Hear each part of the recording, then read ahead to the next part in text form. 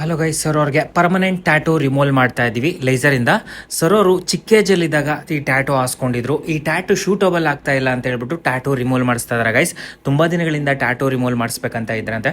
ನಮ್ಮ ಇನ್ಸ್ಟಾಗ್ರಾಮಲ್ಲಿ, ನಮ್ಮ VA ಟ್ಯಾಟೂ ರಿಮೂವ್ ಯೂಟ್ಯೂಬ್ ಚಾನಲಲ್ಲಿ ವರ್ಕ್ ನೋಡ್ಕೊಂಡು ಬಂದು ಬಿಫೋರ್ ಆಫ್ಟರು ಟ್ಯಾಟೂ ರಿಮೂವ್ ಮಾಡಿಸ್ಕೊಂತಿದ್ದಾರೆ ಗೈಸ್. ಸೊ ನಿಮಗೇನಾದರೂ ಟ್ಯಾಟೂ ರಿಮೂವ್ ಮಾಡಿಸ್ಬೇಕಂತ ಇಂಟ್ರೆಸ್ಟ್ ಇದ್ದರೆ ನಮ್ಮ VA ಟ್ಯಾಟೂ ರಿಮೂವ್ನ ಕಾಂಟ್ಯಾಕ್ಟ್ ಮಾಡಿ.